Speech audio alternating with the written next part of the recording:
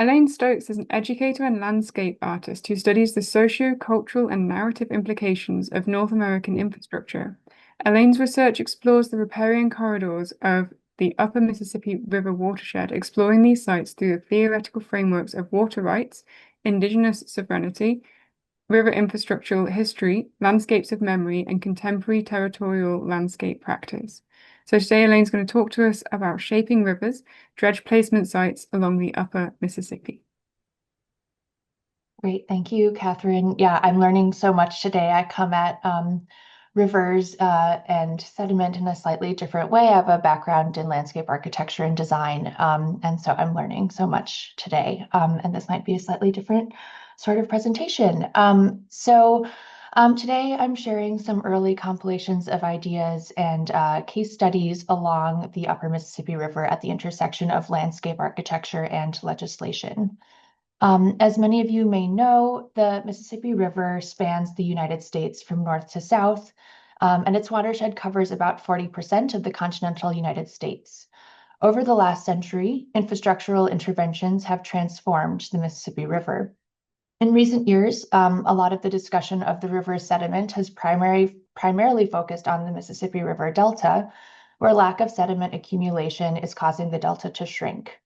However, at the river's headwaters in the states of Minnesota and Wisconsin, an inverse challenge is arising. As the United States Army Corps of Engineers, who I'll continue to refer to as the Army Corps throughout this presentation, continues to dredge the navigable channel along the Upper Mississippi River, they are running out of places to deposit dredge material. So this presentation examines dredge placement sites along the Upper Mississippi River within the Army Corps' St. Paul district, the uppermost district designated to manage the river. And sites look like this one pictured here in Minneapolis, Minnesota. They're a critical element in the system of river management carried out by the Army Corps. And they're seeking to effectively create one continuous channel on the Upper Mississippi River. Beginning in 1878, the Corps sought to create this channel from reaching from the headwaters all the way to the delta in what was previously a very flat, unnavigable floodplain, and gradually increased the depth of this navigable channel to a target 9-foot depth minimum. While the construction of locks and dams helped to create deeper pools within the river above each dam, dredging serves as the other side of the coin to dig deeper channels within the river. So one early instance of dredging that I'll just touch briefly here is at the very headwaters of the Mississippi on Ojibwe lands. Here we can see dredging served as a way to both deepen and straighten the channel. So this is kind of a nice follow-up to Muriel's work, where the oxbows that the river naturally formed were creating challenges for timber extraction in the region. So here we can see an example of an Army Corps planning map on the left, where they are in red demarcating the new channels that they would carve within the river. And we can see a Google Earth aerial image showing that result of their cutting and filling today. So now, as we see navigating the river today, dredge was placed at the Army Corps' whim with little regulation during this early period in the early 1900s. In many cases, the excess dredge material was mounded immediately next to the river to cut off oxbows and increase the water speed and literally shorten the river. And today, these kind of irregular alien mounds stand out in an otherwise very flat landscape. In fact, that intervention had hardly any effect of water flow downstream. And instead, the Army Corps continued to scale up their interventions on the river, ultimately achieving 29 locks and dams that regulate the upper half of the Mississippi River. With this expansion, dredging continued and dredge placement sites proliferated across the river. However, by the 1970s, the congressional acts and court cases began to curtail the previously unregulated dredge placement network.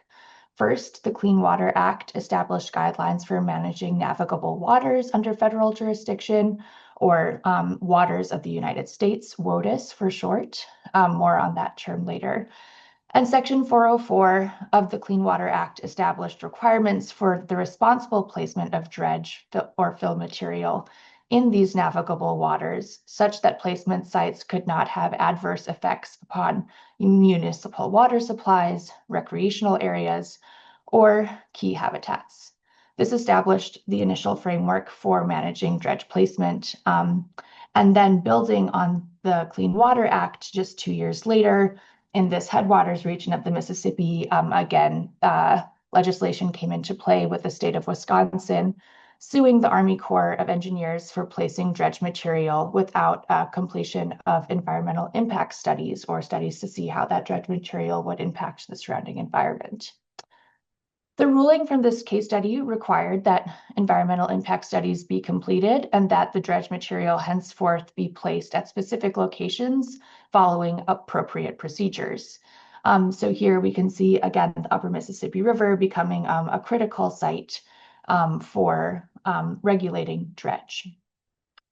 So today, this map is showing the approved dredge placement sites on the borders between the state of Minnesota and the state of Wisconsin on the Mississippi River.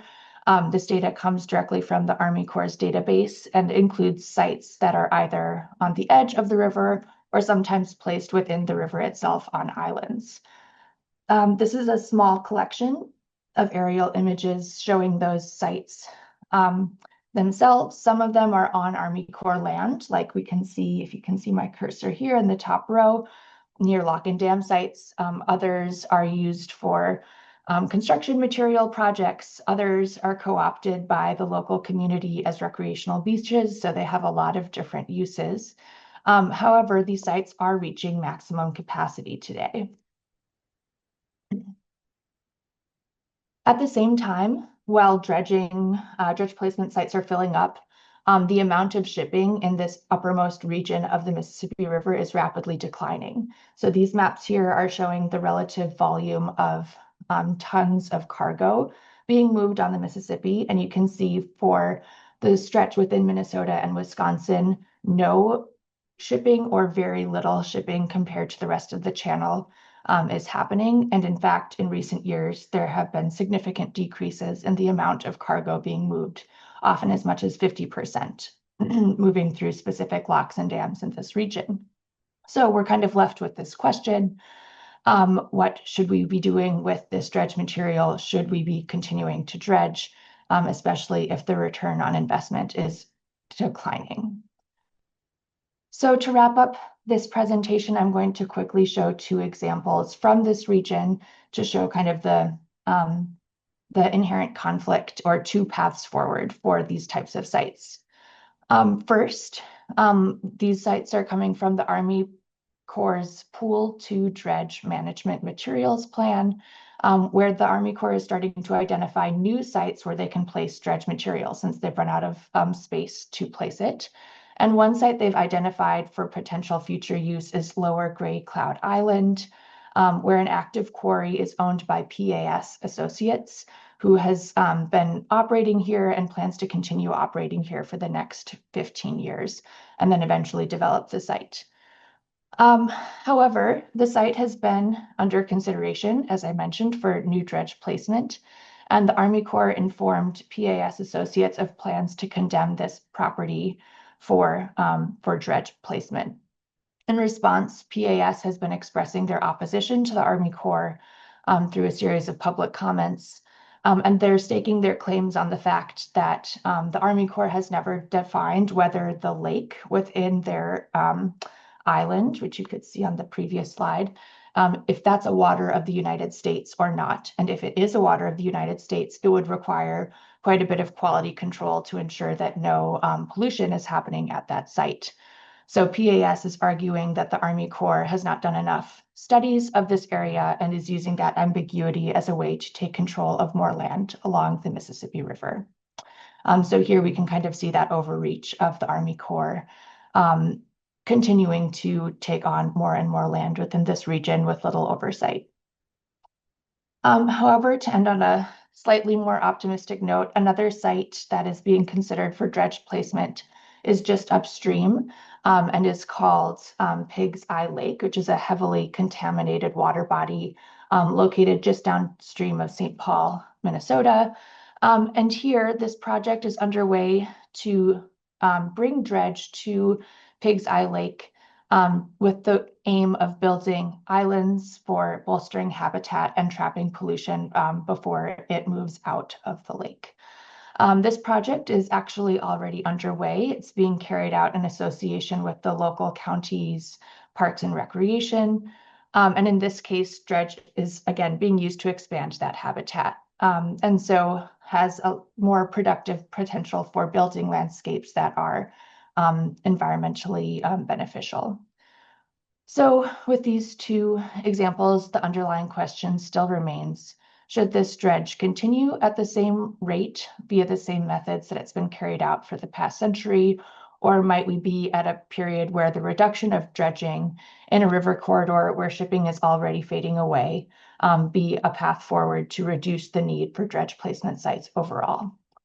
So this is early work that I'm kind of developing into a chapter now, which will aim to pair this environmental history of dredging with critical cartography and emergent landscape practices that may respond to contemporary systems playing out across the river. And I'll leave it there and welcome your feedback and comments.